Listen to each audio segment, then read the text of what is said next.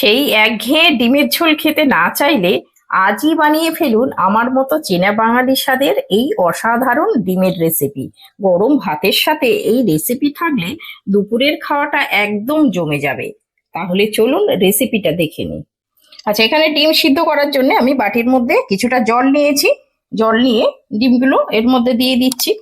আমি এখানে 5টা ডিম নিয়েছি, আপনারা চাইলে এখানে কম বেশি করে নিতে পারেন। আচ্ছা, ডিম অনেক সময় সিদ্ধ করার সময় ফেটে যায়, তার জন্য এখানে 1 চামচ লবণ দিয়ে দেবেন। দিলে ডিমটা আর ফাটবে না, খুব সুন্দরভাবে সিদ্ধ হয়ে যায়। এখানে গ্যাসের উপরে আমি ডিমটা সিদ্ধ করতে বসিয়ে দিলাম। ডিমটা সিদ্ধ হয়ে গেছে, এবার আমি গ্যাস অফ করে দিচ্ছি। আচ্ছা, এখানে একটা মিক্সি বাটি নিয়েছি, এবার একটা পেস্ট বানিয়ে নেব। আচ্ছা, দিয়ে দিচ্ছি এখানে 6টা রসুন কোয়া দিয়ে দিলাম।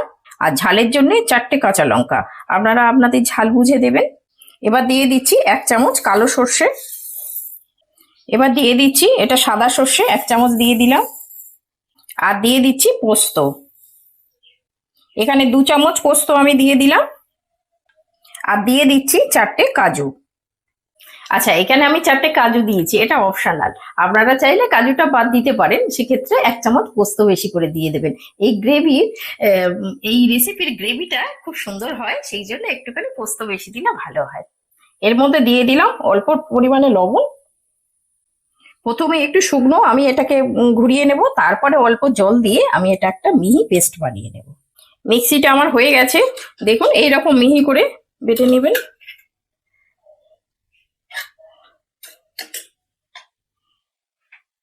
ডিমটা ঠান্ডা করে আমি ছাড়িয়ে নিয়েছি। এবারে ডিমটাকে এই ছুরি দিয়ে আমি 2 ভাগ করে নেব, এইভাবে কেটে 2 ভাগ করে নেব। সব ডিমগুলো আমি এইভাবে কেটে নিয়েছি। এর মধ্যে দিয়ে দিচ্ছি সর্ষের তেল, এটা আমি সর্ষের তেল দিয়েই রাখবো। এর মধ্যে দিয়ে দিচ্ছি খুব অল্প লবণ। এবার দিয়ে দিচ্ছি অল্প হলুদ, আর খুব সামান্য একটু কাশ্মীরি লঙ্কার গুঁড়ো একটু দিয়ে দিচ্ছি। এই তেলটা ভালো করে এই মশলাটাকে মিশিয়ে নেব।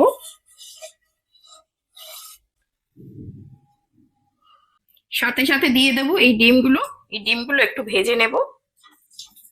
আর এই সময় গ্যাসের আঁচটা একদম লো টু মিডিয়ামে রেখেছি।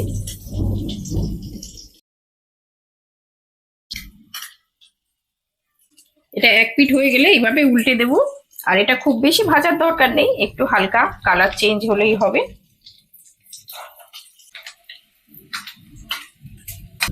ডিমটা হয়ে গেছে, এরকম হালকা করে ভেজে নেবেন। ডিম খুব বেশি ভাজতে নেই, হালকা করেই ভাজলে ভালো হয়। এবার এই ডিমগুলোকে তুলে নেব আমি একটা থালার মধ্যে।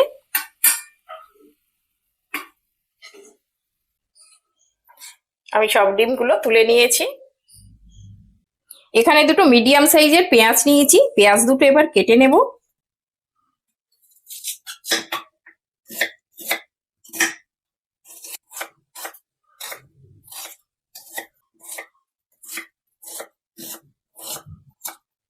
পেঁয়াজটা কাটা হয়ে গেছে, এইভাবে সরু সরু করে কেটে নিয়েছি। আচ্ছা, এই ডিম ভাজা তেলের এর মধ্যে আমি আরেকটু তেল দিয়ে দিচ্ছি, অল্প করে তেল দিচ্ছি, 1 চামচ মতো দিয়ে দিলাম। এবার এই কেটে রাখা পেঁয়াজটা তেলের মধ্যে দিয়ে দেব।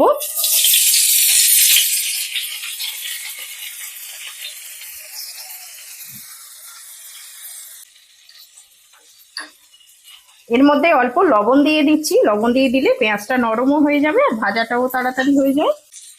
এবার এই পেঁয়াজটা ভালো করে ভেজে নেব, একটু মিডিয়াম আছে পেঁয়াজটা ভাজবো।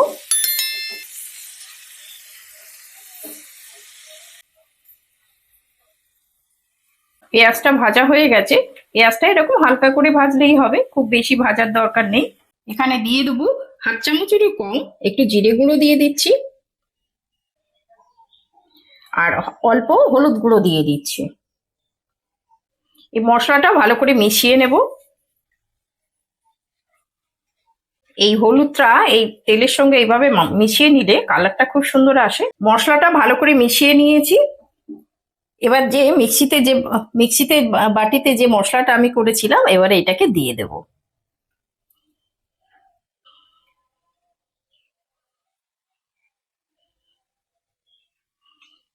মিক্সি বাটিতে একটু জল দিয়ে এটাও নিয়ে নিলাম, এর মধ্যে অনেকটা মশলা ছিল। এটা আমি মিডিয়াম আছে ভালো করে কষিয়ে নেব। এই মশলাটা আমি লো টু মিডিয়ামে একটু কষিয়ে নেব, কারণ এই সর্ষে পোস্ত রয়েছে, এর কাঁচা গন্ধ চলে যাওয়া পর্যন্ত একটু কষাতে হবে। আর এই মশলাটা একটু ধৈর্য ধরে কষালে এর স্বাদটা কিন্তু দারুণ আসে।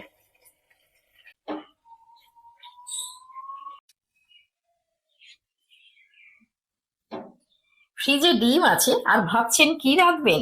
কোনো ঝঞ্ঝাট ছাড়াই বানিয়ে নিতে পারেন এই অসাধারণ ডিমের কারি। এটা অল্প সময়ে কিন্তু তৈরি হয়ে যায় আর খেতে কিন্তু অসাধারণ লাগে। আর আজকের এই রেসিপিটা যদি আপনাদের ভালো লেগে থাকে তাহলে রান্না বাংলা ব্লগ চ্যানেলটিকে সাবস্ক্রাইব করে আমার পাশে থাকবেন। মশলাটা থেকে সুন্দরভাবে তেল ছেড়ে দিয়েছে, আমি এটা কষিয়ে নিয়েছি 7-8 মিনিট ধরে। এবার একটা টমেটো আমি একটু বড় বড় করে কেটে নিয়েছি, এইটাকেও দিয়ে দিচ্ছি এর মধ্যে। এই মশলা আর টমেটোটা ভালো করে মিশিয়ে নেব মশলার সঙ্গে। এই টমেটোটা দিয়েও ভালো করে মিশিয়ে নিয়েছি মশলার সঙ্গে। আর এই টমেটোটা কিন্তু একটু গোটা গোটা থাকবে, গোটা গোটা থাকলে খেতে ভালো লাগবে। আচ্ছা, এবার দিয়ে দেবো জল।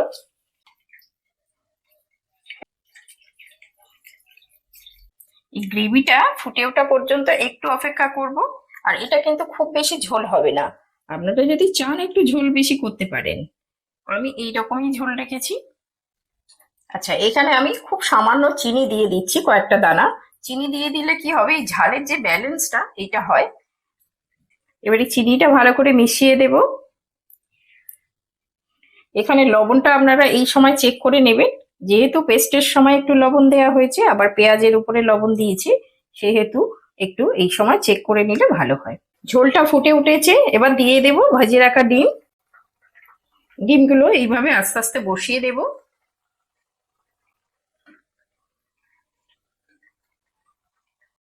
এটা একটু মিশিয়ে দেব। আর এটা লো টু মিডিয়ামে আমি 5-6 মিনিট ফুটিয়ে নেব। এটা আমি 5-6 মিনিট ফুটিয়ে নিয়েছি। আমার গ্রেভিটাও ঘন হয়ে গেছে আর মশলাও একদম তৈরি হয়ে গেছে। দেখুন কত সুন্দর হয়েছে। কি দেখে জিভে জল আসছে? তাহলে আর দেরি কিসের, আজই বানিয়ে ফেলুন আর জমিয়ে খাওয়া দাওয়া করুন। আর কমেন্টে অবশ্যই আপনাদের মতামত আমাকে জানাবেন। এই রান্নাটা মোটামুটি আমার হয়ে গেছে। এই রকম ঘন গ্রেভি হলে এটা খেতে ভালো লাগে। এর উপরে আমি একটু কাঁচা সর্ষের তেল ছড়িয়ে দিচ্ছি, খুব সামান্য। এটা যদি আপনারা না চান না দিতে পারেন, তবে এই কাঁচা সর্ষে দিলে কিন্তু সর্ষের তেলের যে একটা সুন্দর ঝাঁঝালো গন্ধ আসে। এবার এর উপরে দিয়ে দিলাম কাঁচা লঙ্কা। কাঁচা লঙ্কাটা আপনারা 2 বা 4টে দিতে পারেন, এই কাঁচা লঙ্কার ফ্লেভারটাও খুব সুন্দর আসে। আচ্ছা, এবার আমি এই ঢাকা দিয়ে দিলাম, ঢাকা দিয়ে আমি গ্যাস অফ করে দেবো।